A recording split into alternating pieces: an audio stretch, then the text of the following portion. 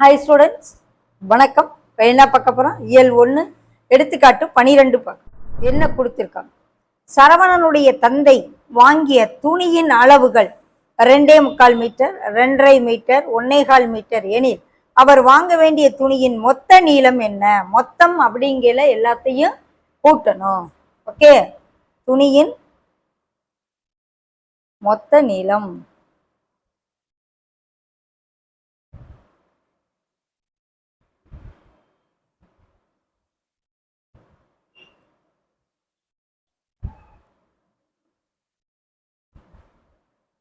இப்போ முதல்ல எல்லாத்தையும் கூட்டும் பொழுது இந்த முழு எண்களை எப்படி இந்த முழு எண்களை கூட்டணும்.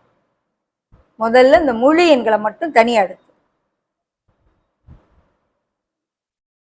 அடுத்து பின்னங்களை கூட்டணும்.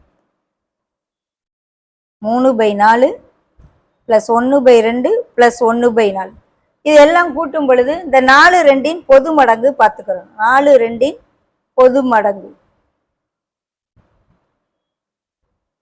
எது? 4 தான் வரும். மீச்சிமா கண்டுபிடிச்சா 2க்கும் 4க்கும் மீச்சிமா கண்டுபிடிச்சா 4 தான் வரும். ஸோ இங்கே 4 இருக்கு பகுதி, இங்கேயும் பகுதி 4 இருக்கு. இதுக்கு மட்டும் பகுதி 4 வரணும்னா மேலே இங்கிலே 2ஆல் பெருக்கணும்னா 4 வந்துடும். ஓகே, அப்போ பொது மடங்கு 4 எடுத்தோம்னா இது 3 வரும். இங்கே 2ஆல் பெருக்கணும், இங்கே ஓரணங்க 1. ஓகே, 5 1 6/4. இந்த 1/2 சமான பின்னம் 2/4. அதை ஞாபகம் வச்சுக்கோங்க. சைடில் கூட எழுதி பார்த்துக்கோங்க.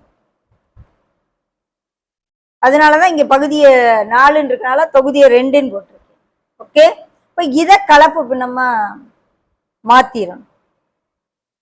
6/4 கலப்பு பின்னமா மாத்தல. ஓர்நாங் 4 மிச்சம் 2. ஸோ ஈவு மீதி பை வகுபடும் அடிச்சு கொடுத்தோம்னா சிம்பிளை பண்ணோம்னா 1 வரும். ஓகே, அப்போ ஆல்ரெடி ஒரு முழு எண் 5 இருக்கு.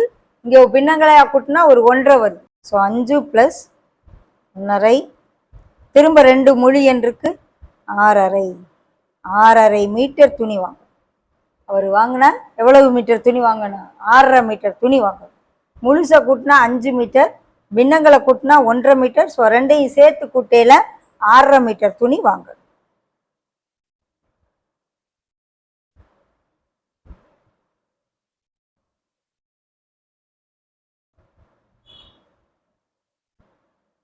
ஓகேவா?